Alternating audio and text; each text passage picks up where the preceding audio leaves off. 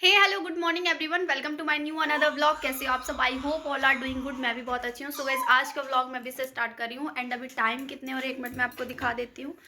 So you can see यार 12:21 12:21 हो रहे हैं और आज का व्लॉग मैं अभी से स्टार्ट कर रही हूँ गाइज, बिकॉज मेरा मानना ये है कि जब जागो तभी सवेरा। So let's start the vlog and अभी जाके मेरा सारा काम कंप्लीट हुआ है। आप यहाँ देख सकते हो बाबू को मैंने इसे अच्छी तरीके से रेडी कर दिया है और अभी मैं इसे दादी के घर भेज दूंगी एंड फिर मैं बैठ जाऊंगी अपने फर्स्ट स्टडी स्लॉट पे। एंड चलो लेट्स स्टार्ट द व्लॉग। और आज के व्लॉग की शुरुआत मैं अभी से कर रही हूँ। सो वीडियो में एंड तक ज़रूर बने रहना गाइस, क्योंकि वीडियो के एंड में बहुत सारी चीज़ें आप लोगों के साथ शेयर भी करनी है और काफ़ी अपडेट आप लोगों के साथ शेयर करनी है, क्योंकि बहुत दिनों से मैं आप लोगों के साथ सीरियसली नहीं जुड़ी हुई हूँ। सो लेट्स स्टार्ट द व्लॉग। और ये वाला व्लॉग बेसिकली मेरा स्टडी व्लॉग होने वाला है। सो या लेट्स स्टार्ट। एंड अभी मैं देख रही हूँ मैं क्या पढ़ती हूँ। सो थोड़ा बहुत आप लोग के साथ अपना स्टडी रूटीन और क्या क्या मेरा सिलेबस कवर हुआ है वो सारी चीज़ें मैं इस वीडियो में दिखाने की कोशिश करूँगी। सो या let's start. So guys, this is my study table and यहाँ पे मैं कुछ अभी थोड़ा बहुत चिपका दूँगी, बट मैंने लिख के रखा है बट मैं चिपकाए नहीं हूँ। और इधर थोड़ा सा बाबू का वो मेडिसिन वगैरह है और यहाँ फ़िलहाल मैं अभी यहीं पढ़ती हूँ और कोशिश करती हूँ कि मैं यहीं बैठ के पढूँ, क्योंकि मुझे ऐसा लगता है कि एक जगह पे पढ़ के बैठने से कंसिस्टेंसी बनी रहती है। सो अभी मैं देखती हूँ मुझे क्या पढ़ना है। सुबह मैंने पढ़ाई की थी बट मैं उसका मतलब उसे मैं स्लॉट की गिनती में नहीं लाऊंगी, बिकॉज मैंने टाइमर ऑन करना मैं नहीं भूल गई थी मैं। सो अभी मैं टाइमर ऑन करने के साथ पढ़ाई करती हूँ और देखती हूँ मैं कितना देर पढ़ पाती हूँ। और ये रहा मेरा मैथ्स जो सुबह मैंने पढ़ाई की थी। बाबू मत चिल्लाओ बेटा। और ये रहा मैथ्स जो मैंने सुबह पढ़ाई की थी और अभी थोड़ा सा बचा हुआ है, तो मैं पहले इसे कवर करूँगी एंड उसके बाद फिर मैं दूसरे सब्जेक्ट पे जाती हूँ। सो गाइज़, यहाँ पर मैं मैथ्स का कुछ चैप्टर कंप्लीट कर रही हूँ और यहाँ पे मैं पढ़ रही थी प्राकृतिक संख्याएं, क्योंकि पीआरटी में प्राकृतिक संख्याओं से बहुत सारे क्वेश्चंस आते हैं और अनुपात और समानुपात से भी बहुत सारे क्वेश्चन आते हैं। और मैथ्स मैं एक सर के वीडियो को देख कर पढ़ रही हूँ, यूट्यूब पर ही मैं पढ़ रही हूँ। सो अगर आप लोगों को लिंक चाहिए होगा तो प्लीज़ मुझे कमेंट कर देना। मैथ्स पढ़ने के बाद उसके बाद फिर मैं पढ़ने लगी थी ज्योग्राफ़ी, और ज्योग्राफ़ी मैं डीके गुप्ता सर से ही पढ़ती हूँ। आप लोगों को अगर उसका भी एक लिंक चाहिए होगा तो प्लीज़ मुझे कमेंट करना, या फिर मैं अपने कम्युनिटी पे डाल दूँगी। क्योंकि डीके गुप्ता सर जो है ना, वो उनका एक ख़ास बात ये है कि वो कोई भी पेड कोर्स नहीं चलाते, वो सिर्फ यूट्यूब पर फ्री पढ़ाते हैं और कंटेंट के साथ साथ वो थ्योरी के साथ साथ पढ़ाते हैं, जो कि बाकी और क्लासेस में मुझे ये चीज़ देखने को नहीं मिलती है। और मैथ्स एक ऐसा सब्जेक्ट है जो आपको पूरा बहुत अच्छा नंबर दे सकता है। मैथ्स में आप अगर थोड़ा सा ठीक हो तो आप मैथ्स में अच्छा स्कोर कर सकते हो। और पीआरटी में ज्योग्राफी भी बहुत ज़्यादा इंपॉर्टेंट हो जाता है, इसीलिए फ़िलहाल मैं यही दोनों चीज़ पे फोकस कर रही हूँ।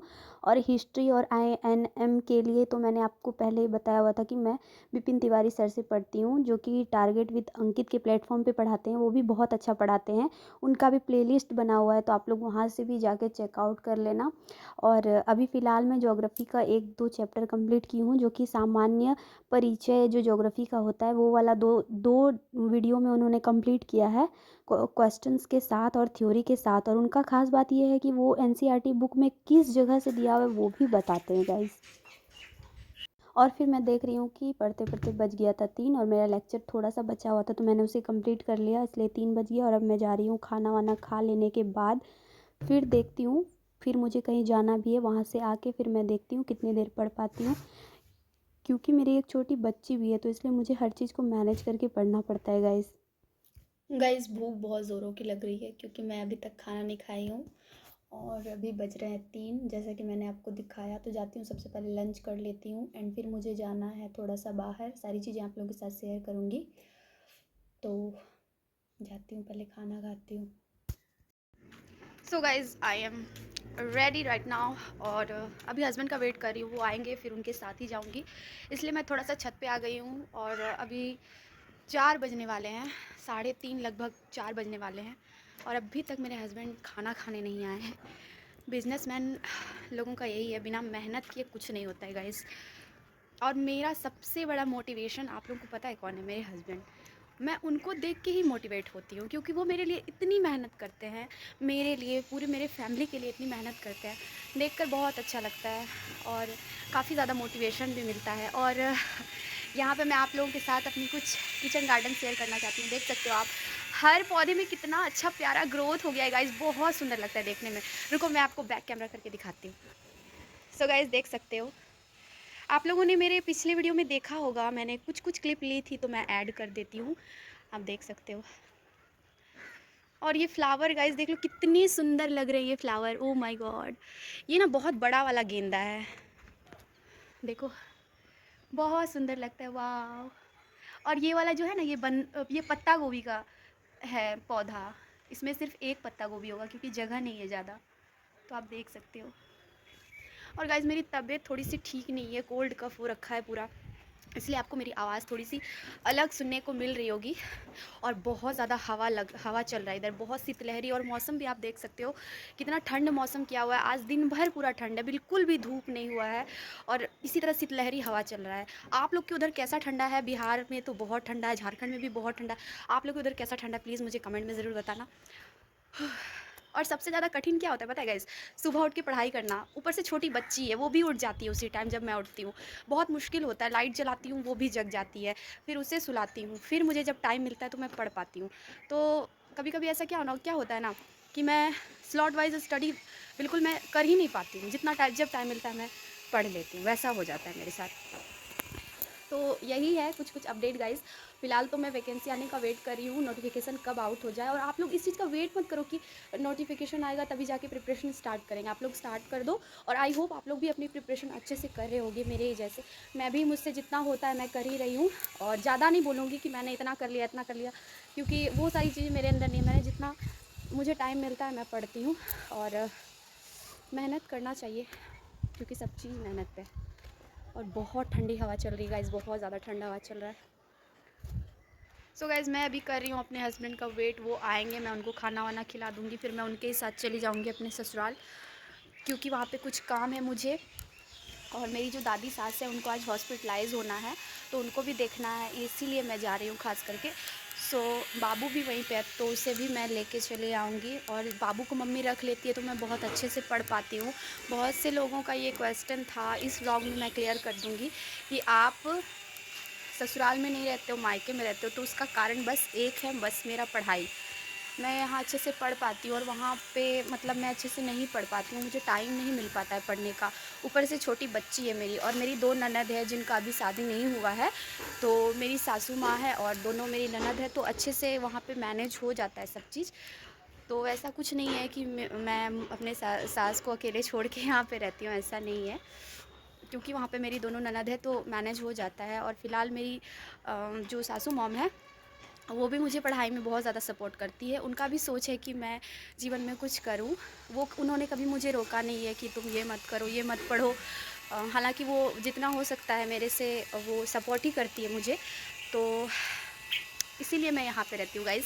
आई होप आप लोगों को आंसर मिल गया होगा। बाबू होने के बाद हम लोगों के इधर एक रिवाज होता है, दिन बना के आना पड़ता है। तो दिन बना के जो मैं आई हूँ तो फिर मैं यहीं पे हूँ।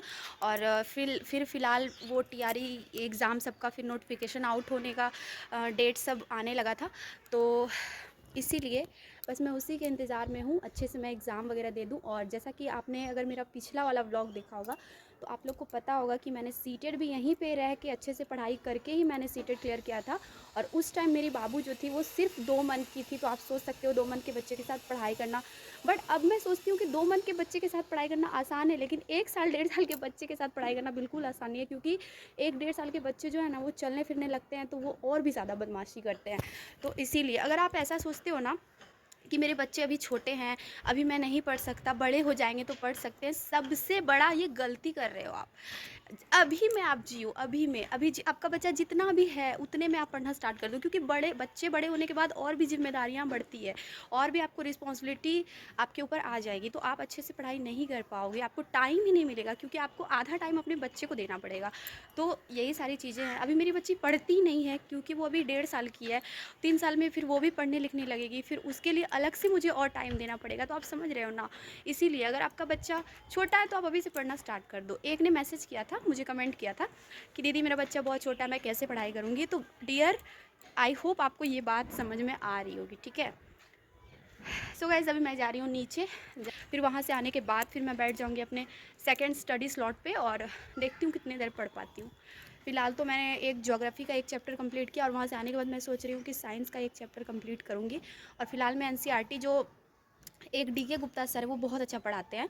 आप लोग भी जाके यूट्यूब में सर्च करना। और उनका सबसे एक ख़ास बात मुझे ये लगा, बहुत अच्छा लगा कि वो कोई पेड कोर्स नहीं चलाते, वो यूट्यूब पर ही फ्री पढ़ाते हैं। और अगर आप और भी सर को आप फॉलो करते हो तो आप देखना, ऐसा नोटिस करना, ऐसे मैंने तो नोटिस किया है कि सिर्फ डेमो क्लास देंगे एंड उसके बाद फिर आपको उनके पेड बैच को लेना होगा, तभी वो डिटेल में पढ़ाएंगे। बट ये सर जो ना, ये यूट्यूब पर ही बहुत अच्छे से डिटेल में पढ़ाते हैं।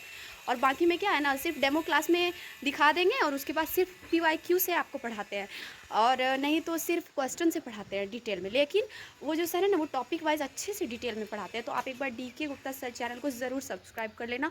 और देखो, मैं सब्सक्राइब करने नहीं बोलूँगी, अगर आपको अच्छा लगेगा तो आप देखना, उस चैनल को जाके विजिट करना। और मुझे लगता है कि आप लोग को ज़रूर समझ में आएगा, जहाँ तक मैं समझ रही हूँ। तो मुझे भी काफ़ी ज़्यादा हेल्प मिल रहा है वो चैनल से। तो आप एक बार ज़रूर जाके ट्राई करना।